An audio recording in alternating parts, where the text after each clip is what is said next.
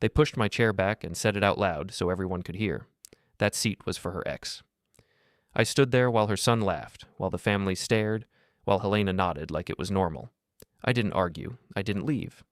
I memorized who was watching. My name is Tanner Jossman, and I've spent the last 5 years building something I thought mattered.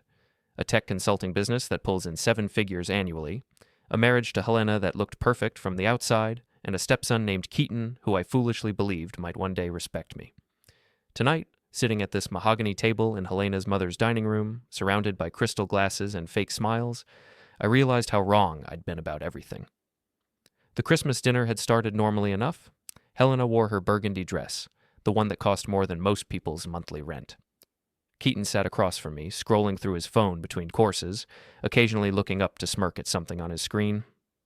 The extended family filled the other seats, Helena's mother Gloria at the head, her sister Patricia with her husband, a few cousins I barely knew. Then Rhett Vossen walked in. Helena's ex-husband, Keaton's biological father, strutted through the front door like he owned the place. Designer suit, expensive watch, that confident swagger that comes from never having been truly challenged. He'd been invited, apparently. Helena had forgotten to mention that detail. "Sorry I'm late," Rhett announced, scanning the table. His eyes landed on me, then shifted to the empty chair beside Helena. "Looks like someone's in my spot." The room went quiet. Not the comfortable quiet of people enjoying their meal, but the tense silence that precedes disaster. I felt every eye at that table turn toward me, waiting to see what I'd do. Keaton was the first to speak. "Yeah, that seat belongs to my real dad. Get out." 19 years old and still acting like a spoiled child. But this time, instead of Helena correcting him like she usually did in private, she just nodded. Actually nodded, like her son's demand was reasonable. "Keaton's right," she said softly, not meeting my eyes. "It would be better if Rhett sat there. Family tradition." Family tradition. 5 years of marriage, and I was learning about family traditions that excluded me. I looked around the table again, cataloging faces. Gloria was practically glowing with satisfaction. Patricia looked uncomfortable but said nothing. The cousins were already whispering to each other, probably composing the group text that would spread this story through the family network before dessert was served. I could have made a scene, could have reminded Helena that I'd paid for half the gifts under their tree, that my business had funded Keaton's private school tuition, that the car Rhett drove here was financed through a bank where I had connections. But instead, I did something else. I pulled out my phone. Under the table, keeping my expression neutral, I opened my secure email app and composed 3 messages. The first went to my business partner, triggering a prearranged protocol that would freeze certain shared accounts. The second went to my lawyer, activating a trust restructure we'd discussed months ago. The third went to my sister Maggie, who worked in legal aid and understood family law better than most people understood their morning coffee routine. Then I canceled a wire transfer. $50,000 that was supposed to clear tomorrow morning, funding Keaton's spring semester tuition. With 2 taps, that money stayed exactly where it was. Finally, I scheduled a document release for midnight, papers that Helena had signed without reading, trusting me to handle the financial details of our marriage. Papers that would become very relevant in about 6 hours. All of this took less than 2 minutes. I slipped the phone back into my pocket and looked up to find Rhett standing beside my chair, waiting. "No problem," I said, standing up. "Enjoy your seat." I moved to an empty chair at the far end of the table, next to Helena's elderly uncle, who spent most of dinner complaining about his arthritis. From there, I had a perfect view of the whole family. I watched Rhett settle into what had been my chair, watched him lean over to whisper something in Helena's ear that made her laugh. I watched Keaton pull out his phone and start recording, probably planning another TikTok video about his pathetic stepdad. Dessert was served an hour later, some elaborate cake that Gloria had ordered from an expensive bakery downtown. As everyone focused on their plates, I stood up again. "This has been lovely," I announced, my voice carrying just enough volume to get everyone's attention. "Merry Christmas to all of you." Helena looked up surprised. "You're leaving already?" "Early morning tomorrow," I lied smoothly. "Business calls." She didn't argue, neither did anyone else. I collected my coat from the front closet, walked past Rhett's flashy BMW in the driveway, and got into my own car. A modest sedan that I'd bought with cash, no financing, no co-signers, no complications.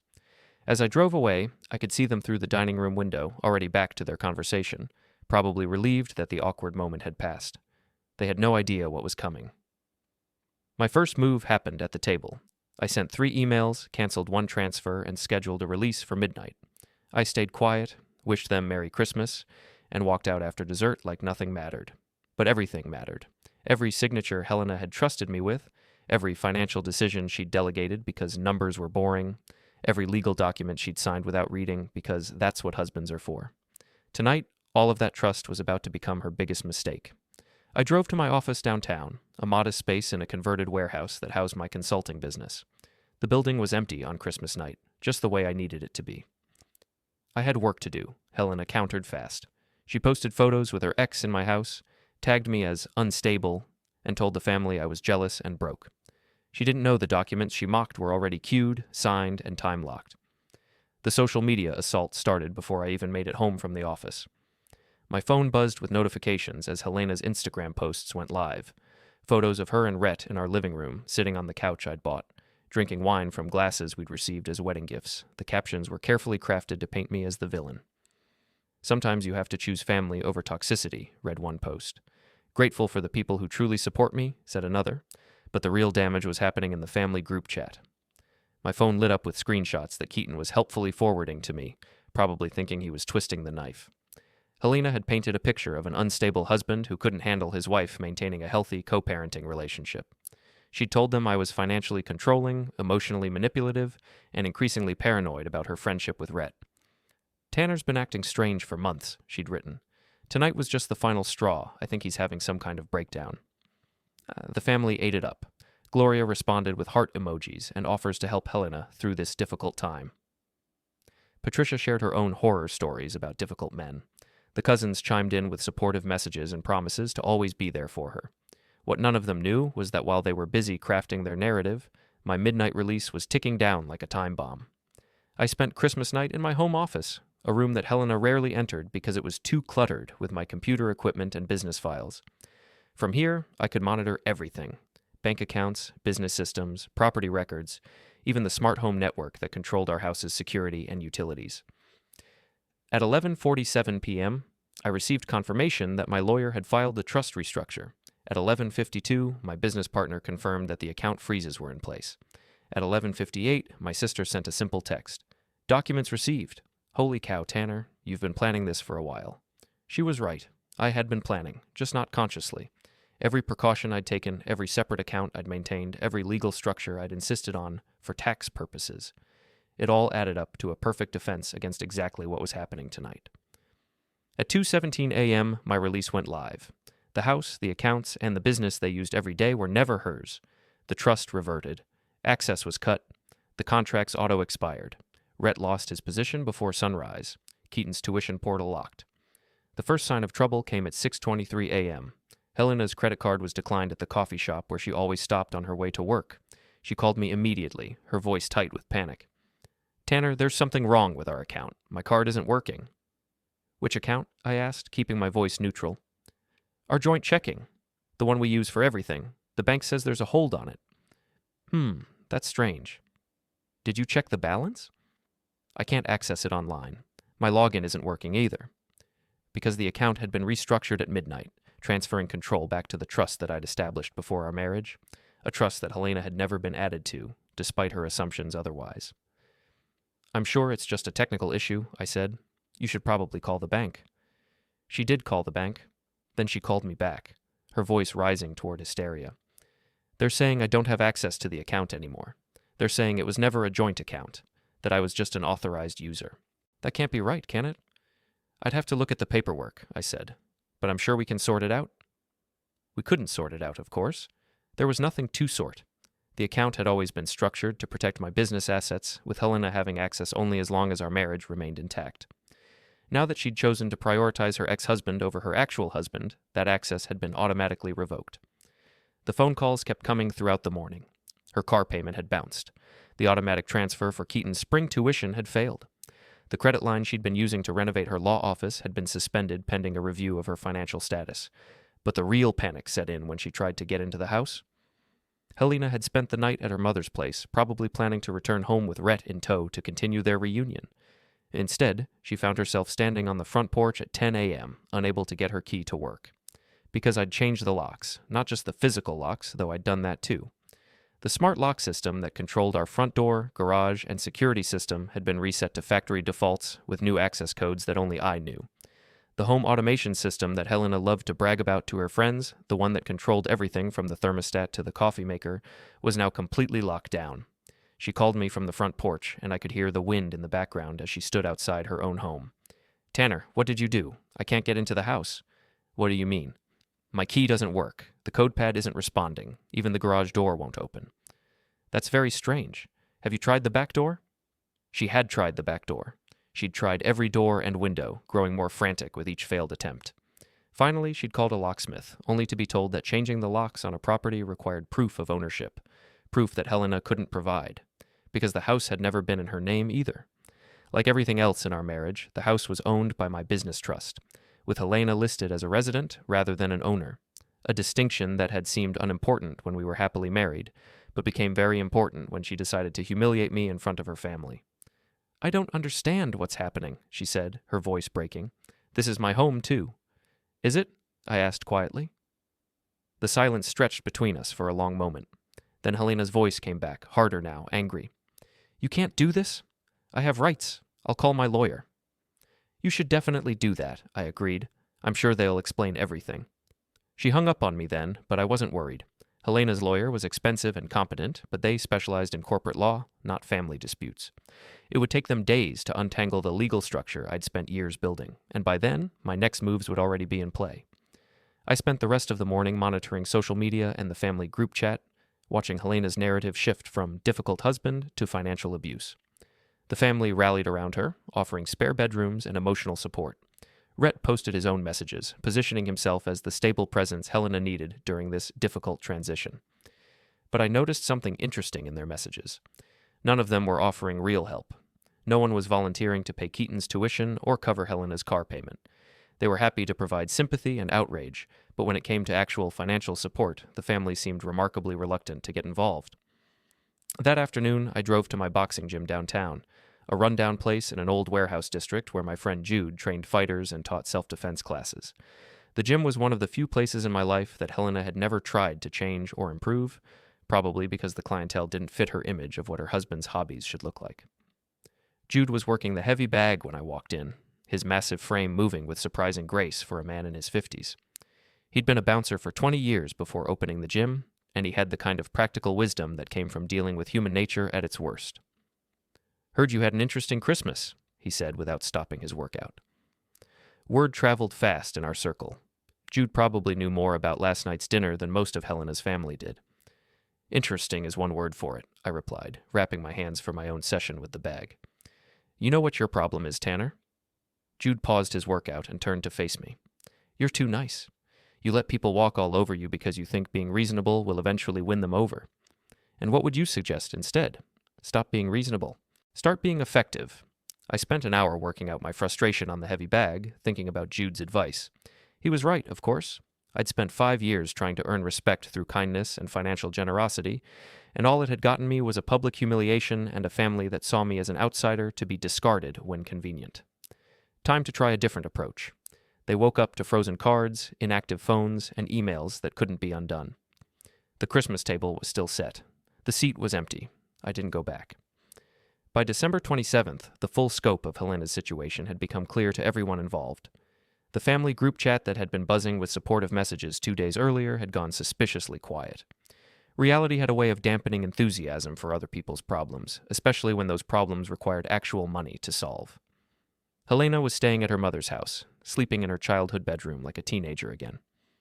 Keaton had been forced to withdraw from his spring classes when the tuition payment failed to process.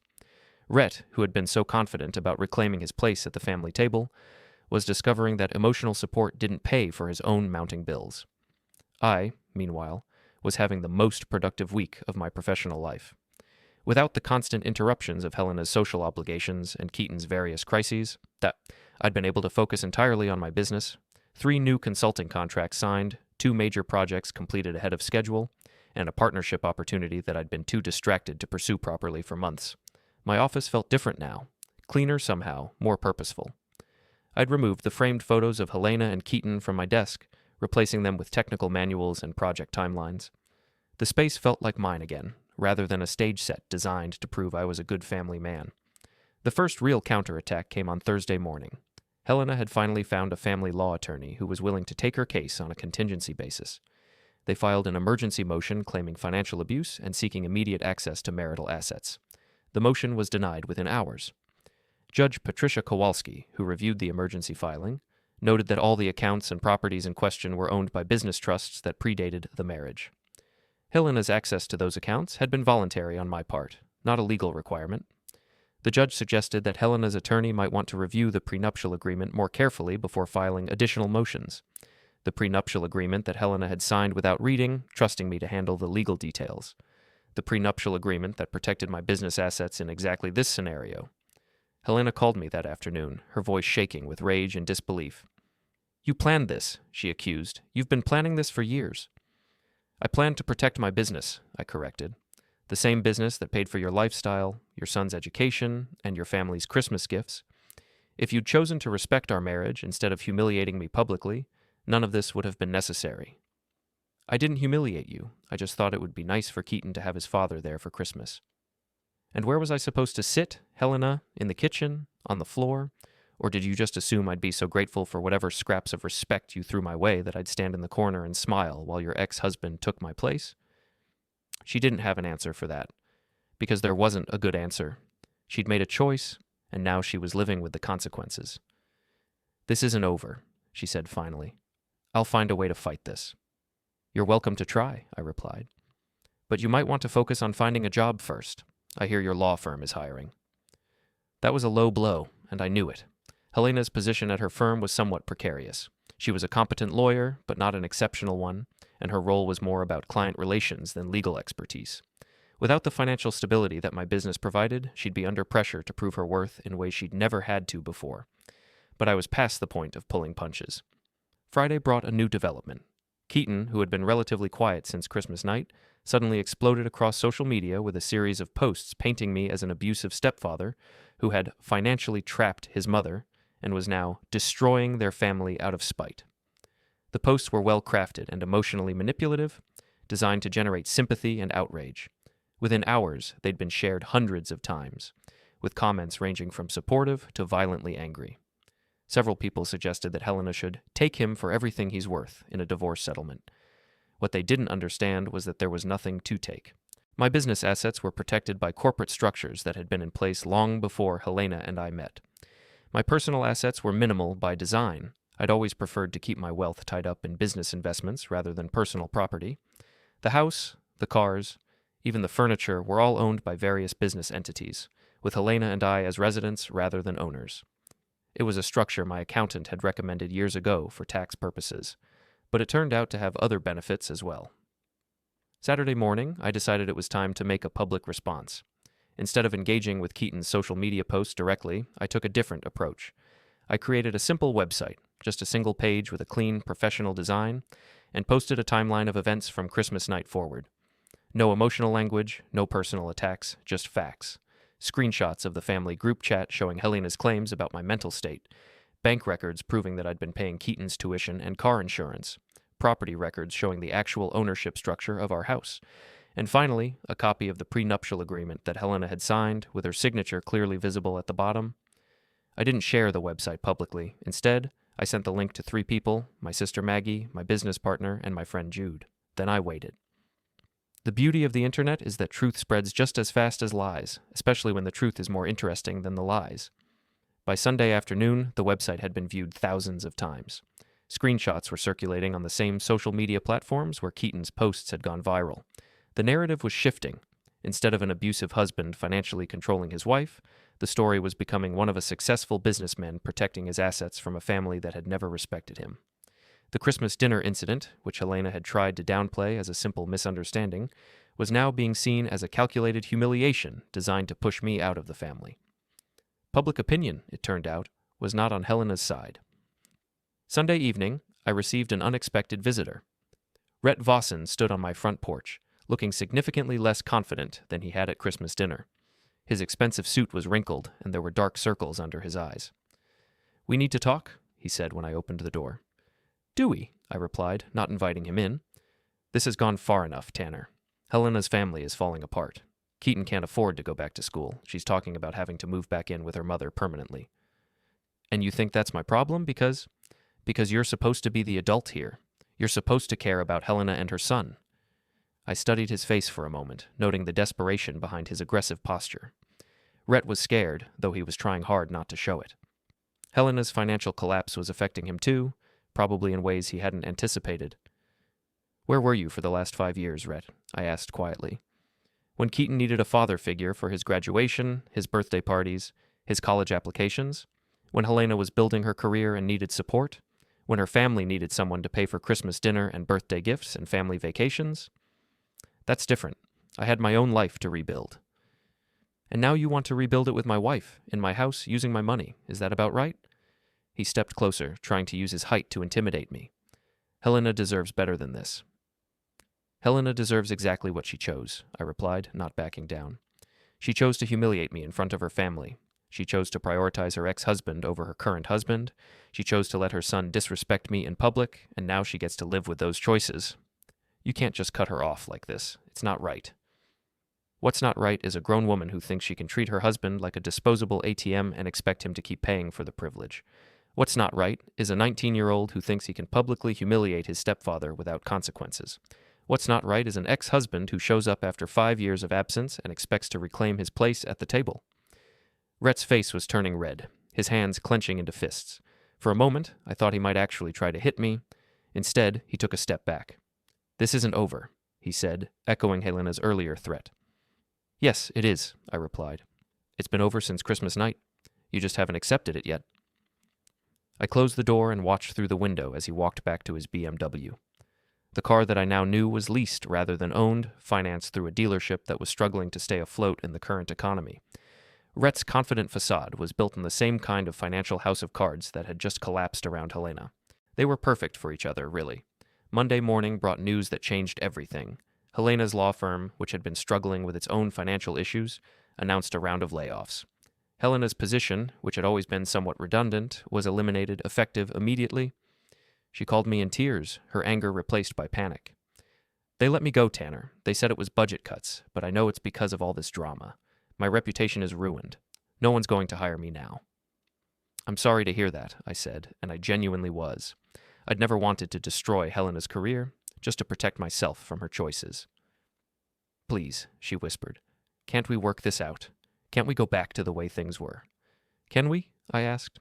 "Can you uninvite your ex-husband from family dinners? Can you teach your son to respect the man who's been supporting him for 5 years? Can you choose your marriage over your past?" The silence stretched between us for a long time. "I don't know," she said finally. "Then you have your answer," I replied, and hung up the phone. The trap I'd been building for weeks was finally ready to spring.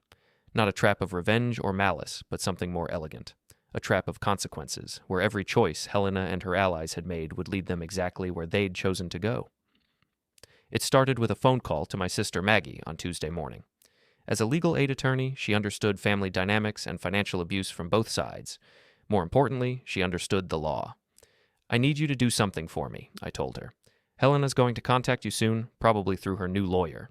She's going to claim that I've been financially abusive, that I've trapped her in a marriage where she had no access to money or resources." "Have you?" Maggie asked bluntly. She'd never been one to sugarcoat difficult questions. "You tell me." She had full access to our household accounts for 5 years. She had credit cards, a car, spending money for whatever she wanted. The only accounts she didn't have access to were my business assets, which were protected by a prenup she signed willingly. But she didn't understand what she was signing. She didn't bother to read what she was signing. There's a difference. Maggie was quiet for a moment. "What do you want me to do?" "I want you to represent her." "What?" "Take her case. Represent her in the divorce proceedings. Make sure she gets exactly what she's legally entitled to under the prenuptial agreement." "Tanner, that's either very generous or very cruel. I can't tell which." "It's fair," I said, which is more than she was willing to be. The beauty of having my sister represent Helena was that it removed any question of bias or unfair advantage. Maggie was an excellent attorney who would fight hard for her client's interests. If Helena couldn't get a better settlement with my own sister representing her, then there simply wasn't a better settlement to be had. Wednesday brought the next phase of my plan. I called Helena's mother, Gloria, and asked if we could meet for coffee. She agreed, probably hoping to guilt me into reversing my position. We met at a small cafe downtown, the kind of place Gloria normally avoided because it wasn't upscale enough for her image. But these days, she was being more careful with money, probably because she'd realized that her daughter's financial collapse might require some family support. "This has to stop, Tanner," she said as soon as we sat down. "Helena is my daughter. Keaton is my grandson. You can't just abandon them like this." "I haven't abandoned anyone," I replied calmly. "I've simply stopped subsidizing people who don't respect me." "It was one dinner? One misunderstanding?" Was it a misunderstanding when Helena posted photos of herself with her ex-husband in our house? Was it a misunderstanding when Keaton made videos mocking me on social media? Was it a misunderstanding when the entire family sat there and watched me be humiliated without saying a word? Gloria shifted uncomfortably. Family dynamics are complicated. They don't have to be. Respect is simple. Either you treat people with dignity or you don't. Helena's family chose not to. "So what do you want? An apology?" "I want honesty," I said. "I want you to admit that you never accepted me as part of the family. I want you to acknowledge that Helena married me for financial security, not love, and I want you to stop pretending that this is all my fault." Gloria's face flushed with anger. "How dare you? How dare I what? Tell the truth? You've spent 5 years treating me like an outsider who was useful for paying bills and funding family events. The moment Helena's ex-husband showed up, you were ready to throw me away like garbage. Now that the money's gone, suddenly I'm family again?" She stood up abruptly, her chair scraping against the floor. "You're making a mistake, Tanner. Family is everything. Without family, you have nothing." "Then I guess we'll find out what Helena's family is really worth when they have to support her themselves." Gloria left without another word, but not before I saw the fear in her eyes. She knew as well as I did that the family's support for Helena was mostly emotional. When it came to actual financial help, they'd all find excuses to avoid getting involved. Thursday afternoon, I received a call from Detective Paul Greeley, a family friend who worked for the city police department. Helena had filed a complaint claiming that I was harassing her and making threats. "I have to ask, Tanner," Paul said when we met at his office. "Have you been in contact with Helena or her family since Christmas?" "She's called me several times. I've answered her calls and been polite. I met with her mother yesterday at her request. I haven't initiated any contact, and I certainly haven't made any threats. She says you're stalking her social media, that you created a website to embarrass her publicly." "I created a website with factual information about our situation. Public records, signed documents, bank statements. If Helena finds facts embarrassing, that's not my problem." Paul nodded slowly. He'd known me for years, and he'd met Helena enough times to form his own opinions about our relationship. "Between you and me," he said quietly, "this feels like someone trying to create a paper trail for a divorce settlement. You're not in any legal trouble, but be careful. Don't give them any ammunition." "I won't," I promised. "I'm not interested in hurting anyone. I just want to be left alone." "Fair enough. But Tanner, whatever you're planning, make sure it's legal. I'd hate to see this situation get worse." I assured him that everything I was doing was completely within the law, which was true. I wasn't breaking any rules, I was just following them more carefully than Helena had expected. Friday brought the culmination of my week's work. Helena's new attorney, working with my sister Maggie, had finally completed their review of our financial situation. The settlement offer they presented was exactly what I'd expected. Helena would receive her personal belongings, her car, which she'd have to take over payments on, and a modest amount of cash to help with her transition to single life. Total value, approximately $15,000. It was a fair settlement under the prenuptial agreement, but it was nowhere near enough to maintain the lifestyle Helena had become accustomed to. No house, no ongoing support, no college fund for Keaton, just enough to get started on a new life, if she was willing to live within more modest means. Helena called me that evening, her voice hollow with defeat. $15,000, she said. "That's what 5 years of marriage is worth?" "That's what the prenuptial agreement specifies," I replied. "The same agreement you signed without reading. I trusted you. And I trusted you, right up until you decided that your ex-husband's comfort was more important than your current husband's dignity. It wasn't like that. It was exactly like that, Helena. You made a choice. You chose to prioritize your past over your present, your ex-husband over your current husband, your son's attitude over your marriage. Now you get to live with that choice.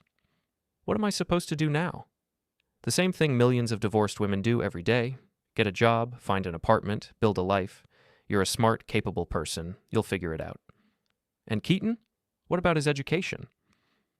Keaton is 19 years old. If he wants to go to college, he can get student loans like everyone else.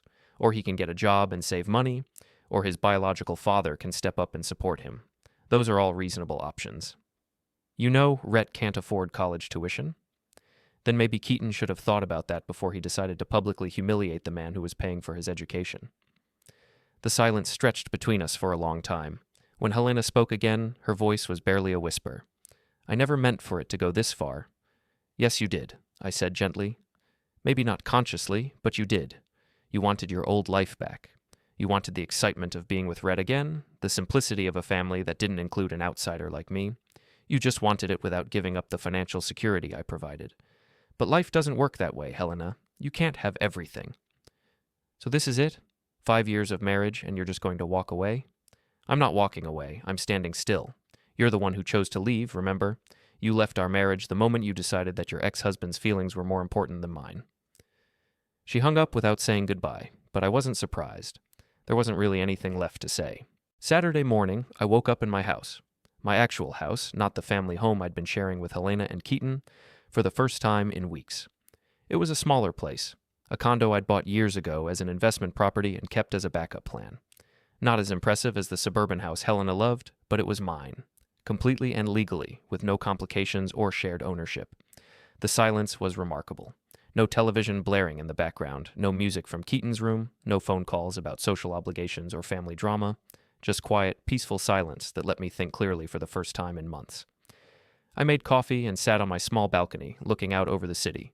Somewhere out there, Helena was probably packing her belongings at her mother's house, trying to figure out how to rebuild a life she'd never had to build on her own. Keaton was probably posting angry messages on social media, blaming me for consequences he'd brought on himself. Rhett was probably realizing that reclaiming his ex-wife meant taking responsibility for supporting her, something he wasn't prepared to do. And I was here, free and clear, with my business intact and my future entirely under my own control. It wasn't the ending I'd imagined when Helena and I got married 5 years ago, but it was the ending their choices had made inevitable. The Christmas table was still set somewhere in my memory, with that empty chair where I'd been sitting before Keaton told me to leave.